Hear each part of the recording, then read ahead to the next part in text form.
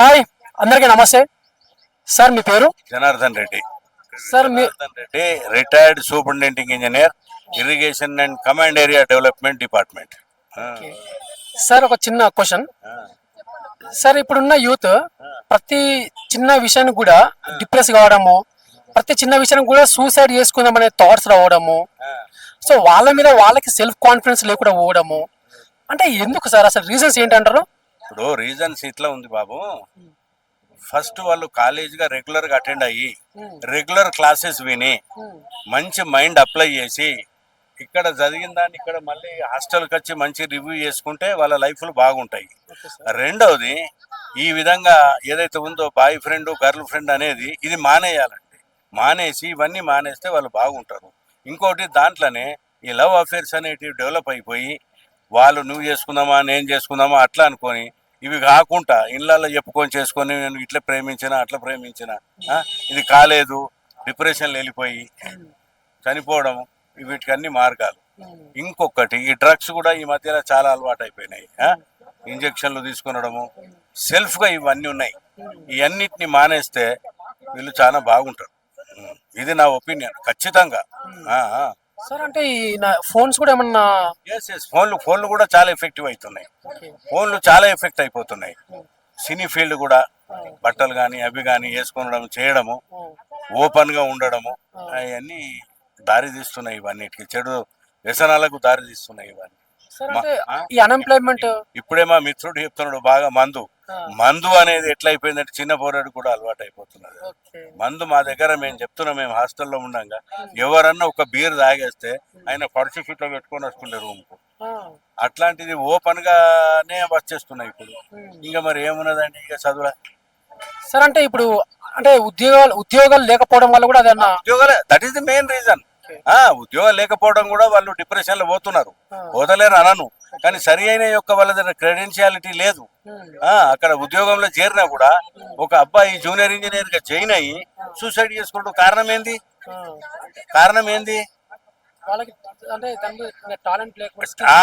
That is what required. ఇక్కడ ఏదో చదివిండు పోయిండు, ఉద్యోగం వచ్చింది, అక్కడ పోయి నేను ప్రెషర్ కు తట్టుకోలేకపోయినా సూసైడ్ చేసుకున్నాడు. ఏ మీనింగ్ ఉన్నదండి? నా ఉద్యోగం నేను చెప్తాను మీకు, వినండి. నేను ఫస్ట్ 75 లో ఉద్యోగంలో చేరినప్పుడు నిజాం సాగర్ రీమాలింగ్ డివిజన్ లో పనిచేసినాను. అప్పుడు ఆ కాంట్రాక్టర్ పనిచేసేది నాకు అర్థం కాకపోతే రెగ్యులర్ గా మళ్ళీ మా బాసు దగ్గరకు పోయి నేను ట్రాన్స్ఫర్ అడిగిన. I wanted to learn work. ఇప్పుడు ఏంది డిగ్రీ అనేది? It is only A gate pass to enter in the service. నీకు జనరల్ గా నీకు పనికిరాదు అది. మళ్ళీ సర్వే డివిజన్ వెళ్ళి నేను నేర్చుకొని ఏంది సబ్జెక్ట్ అనేది మళ్ళీ అప్పుడు బయటకు వచ్చిన. Sir now I'm eligible for my transfer అని నేను గట్టిగా అడిగిన. ఆయన ఇప్పుడు అన్నాడు రాజేంద్ర కుమార్ అని ఉండే మాకు అప్పుడు చేసి, నేను ఎవరిని చూడలేనాయా జనార్దన్ రెడ్డి, ఇప్పుడు నీ ఒక్కడివే మంచి పోస్టింగ్ ఇచ్చినాము చేసినాము, నువ్వు కాదు అని సర్వే డివిజన్ లో పనిచేస్తాను వచ్చినాము. సార్ అక్కడ అర్థం అయితే లేదు నాకు. నేను సర్వే చేసినాక తర్వాత ఇవన్నీ ఎస్టిమేట్ ఇక్కడ అంతా వేరే ఉన్నది. అంటే ఇంజనీరింగ్ ఫీల్డ్ గ్రాస్పింగ్ అనమాట. ఫీల్డ్ వేరే ఉంటుంది అది. మళ్ళీ ఈ గ్రాస్పింగ్ మన మైండ్ మంచిగా పని. ఇప్పుడు కలెక్టర్లు అంటావు, నువ్వు సీట్ మీద కూర్చుంటే you can also do the things. నీకు ఇప్పుడు రాజీవ్ గాంధీ పైలట్ ఉన్నప్పుడు వాడేం చేస్తాడా ప్రైమ్ మినిస్టర్ అన్నాడు. అడు ప్లేనే నడిపిండు కదా, మరి వాడు ఆ సీట్ల మీద కూర్చుంటే చేసిండు కదా, చేసిండా లేదా? రేపు కూడా నువ్వు ఐఏఎస్ కాకుండా నేను కూర్చుని పెడితే you can also manage the show. అదే నేను అంటున్నా, ప్రొవైడెడ్ కొంచెంగా ఇది మంచిగా పెట్టాలి. అట్లాంటివన్నీ ఇవి కుదరవు నేను అనేది. అదే నేను మెయిన్ గా అనుకుంటున్నా, social media impact and parents నుంచి సపోర్ట్ లభించడం లేదు. ఇంకా ఎవరికి చెప్పుకోలేకపోతున్నారు వాళ్ళ బాధలు ఏంటి అనేది. ఫ్రెండ్స్ కూడా పట్టించుకోవడం లేదు. అట్లని అనుకుంటున్నాను. ఇప్పుడు ఏదైనా సాధించాలనుకుంటే వాళ్ళు సాధించలేరు అనుకోండి, అది ఒకటే ఆపర్చునిటీస్ కాదు, అనదర్ వేస్ ఏదైనా ఉంటది, సాధించవచ్చు. అది ఒకటి సాధించలేదని డిప్రెషన్కి వెళ్ళిపోవద్దు. లైఫ్ అంటే ఓన్లీ ఒక ఎగ్జామే ఒకటే డిసైడ్ చేయదు. మనం చేయాలనుకుంటే ఏదైనా సాధించవచ్చు. ఇంకా టీచర్ సపోర్ట్స్ ఉండాలి, ఫ్రెండ్ నుండి కూడా సపోర్ట్ ఉండాలి అనుకుంటున్నాం. వాళ్ళ బాధ కష్టం ఏందనేది వేరే ఫ్రెండ్స్ తోటి, పేరెంట్స్ తోటి, టీచర్స్ తోటి ప్రతి ఒక్కరితో పంచుకుంటే మనకి ఇన్ఫర్మేషన్ వస్తుంది కాబట్టి దాని ద్వారా వాళ్ళు బటన్ తగ్గించుకుంటారు. దాని ద్వారా సూసైడ్స్ అనేది తగ్గించుకుంటారు అనేది. ఫస్ట్ అయితే మొబైల్ నుంచి ఏంటంటే వాళ్ళు మంచి డ్రెస్సింగ్లు మంచి అది చేసుకుంటారు. వాళ్ళు అంతా చేస్తున్నాం మనం ఏం చేస్తలేదు.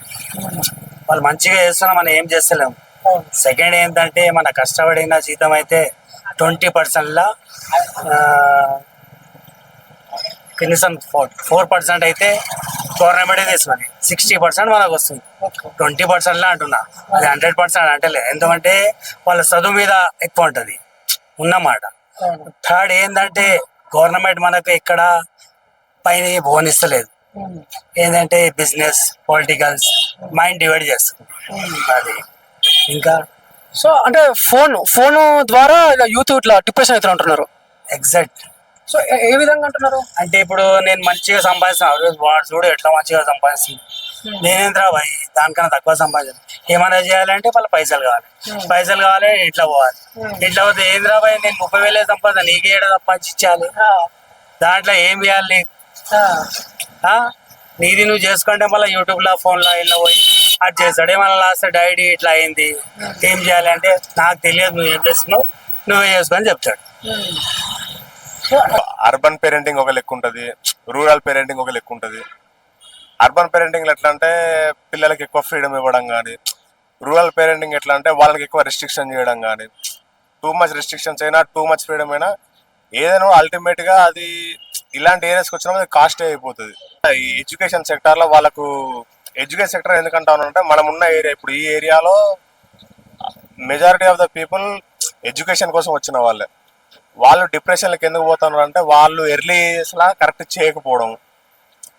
రూరల్ ఏరియాస్ ఎట్లా అంటే వాళ్ళకు ఎక్కువ వర్క్ బేస్డ్గానే వాళ్ళని ఉంచడము, లేకుంటే వాళ్ళని ఎక్కువ ఎడ్యుకేషన్కి ఎక్స్పోజ్ చేయకపోవడము, ఇంతే ఉండాలి ఈడి వరకు ఉంటే చాలు అంటే. ఈ మధ్యలో అది మారింది అనుకోండి.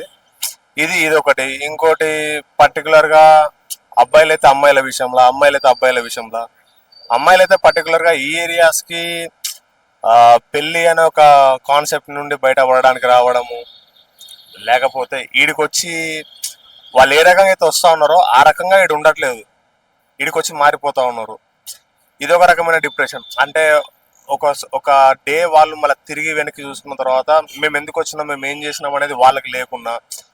ఇంకోటి జాబ్స్ అనేటి ఎనాఫ్ ఎంప్లాయ్మెంట్ ప్రొవైడ్ చేయకపోవడము, ఎనాఫ్ ఎంప్లాయ్మెంట్కి తగ్గట్టు ఇక్కడ ప్రిపరేషన్ స్టాండర్డ్స్ ఎట్లా ఉన్నా కూడా ఇక్కడ మనకు రిసోర్సెస్ ఉన్నాయి గవర్నమెంట్ ప్రొవైడ్ చేసేదానికంటే కూడా మనం సెల్ఫ్గా చదువుకోవడానికి వచ్చేది అదే అంతా ఉన్నదిలేండి. కానీ అమ్మాయిలైనా అబ్బాయిలైనా ఒకటి వీడికి వచ్చిన తర్వాత మనం ఎందుకు వచ్చినాం అనేది ఒకటి విషయాన్ని మైండ్లో పెట్టుకుంటే ఈ డిప్రెషన్ నుండి బయటపడవచ్చు. ఇక లవ్ అదంతా అవుట్ ఆఫ్ కాంటెక్స్ట్ మనం మాట్లాడదలుచుకోలేదు.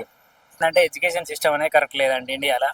దీనికి ఏంటంటే రీజన్ ప్రతి విద్య అనేది మొత్తం కార్పొరేట్ సెక్టార్కు సంబంధించింది. అంటే దానిలో జాబులు కొట్టడానికి మాత్రమే చదువుతున్నామా ఏందన్నట్టుగా సిస్టమ్ అనేది ఏర్పడింది విద్యా విషయంలో. సో దానివల్ల పేరెంట్స్ ఏంటంటే రేపు జాబ్ చదువుకున్న తర్వాత వెంటనే జాబ్ ఎక్కాలి, లైఫ్లో మంచిగా సెటిల్ కావాలి, మనం డబ్బును లేక ఉండాలనేదే తప్ప ఒక సైంటిఫిక్గా చదివించాలి పిల్లల్ని, వాళ్ళు కోరుకున్న లక్ష్యం ఏంది అనేది వాళ్ళు ఆలోచించలేకపోతారు, ఫ్రీడమ్ ఇవ్వలేకపోతారు. ఎందుకంటే సమాజం అట్లా తయారైంది, సిస్టమ్ కూడా అట్లనే ఉంది. సో శాస్త్రీయ విద్యా విధానం అనేది ఇండియాలో లేదు కాబట్టి యువత ఎక్కువ శాతం స్ట్రెస్కి గురవుతున్నారు. అంటే వాళ్ళకు ఈవెన్ ఒక రోబోల్ లాగా వెళ్ళడం, స్కూల్కి వెళ్ళడం, చదువుకోవడం ఇట్లాంటి సిస్టమ్ ఉంటుంది తప్ప బయట ప్రపంచంలో ఏం జరుగుతుంది, అసలు మనకు చుట్టూ ఉన్న హ్యూమన్ సైకాలజీ ఏంటిది, అసలు మనుషుల మధ్యలో సంబంధాలు ఎట్లుంటాయి అనేది ఇవి ఆలోచించేంత టైం కూడా మన దగ్గర లేదు. ఎందుకంటే ఇప్పుడు మనం చూసుకుంటే స్కూల్ పిల్లలకు కూడా పొద్దున వెళ్ళి సాయంత్రం వచ్చి 6 గంటల వరకు, మళ్ళీ 6 గంటల తర్వాత మళ్ళీ 8 గంటల వరకు ట్యూషన్స్, మార్క్స్ అని ఇవన్నిటి వల్ల వాళ్ళకంటే సెల్ఫ్ కాన్ఫిడెన్స్, అంటే ఒక సమస్య ఎదురైనప్పుడు వాళ్ళు నిలదొక్కుని నిలబడాలి అన్నంత ఒక ఉద్దేశం అనేది లేకుండా పోతుంది అన్నట్టు. అంటే 10 మందితో కలిసి తిరగడం వల్ల కానీ అట్లాంటి మేము చదువుకున్నప్పటికి ఇప్పటికి ఇంకా చాలా తేడా ఉంది. సో దానివల్ల స్ట్రెస్ కూడా అవుతుంది. మనం ఈ మధ్య చూసుకుంటే చాలా బెట్టింగ్ యాప్లలో కూడా చాలా మంది మనకు సూసైడ్ చేసుకుంటారు. సో దానికి కారణం ఏంటంటే ఫస్ట్ మనకు మానవ సంబంధాలు అనేవి చాలా కన్సెప్టెడ్గా అయిపోయినాయి. అంటే వాళ్ళకు ఇప్పుడు ఏదైనా సమస్య వస్తే మనం ఒక ఫ్రెండ్తో చెప్పుకుంటాం, 10 మంది ఫ్రెండ్స్ ఉంటే. కానీ ఇప్పుడు వాళ్ళు ఏంటంటే పొద్దున వెళ్ళడం, స్కూల్కి వెళ్ళడం, చదువుకోవడం, మళ్ళీ ఇంటికే పరిమితం కావడం వల్ల ఫ్రెండ్స్ తక్కువ కావడం వల్ల ఏదైనా సమస్య వచ్చినప్పుడు అటు పేరెంట్స్కి చెప్పుకోలేక, ఇటు బయట సమాజంలో ఫ్రెండ్స్ లేక ఇట్లాంటి సూసైడ్ లాంటి అటెంప్ట్ చేయగలుగుతారు. అంటే శాస్త్రీయ విద్యా విధానం అనేది లేదు ఇండియాలో.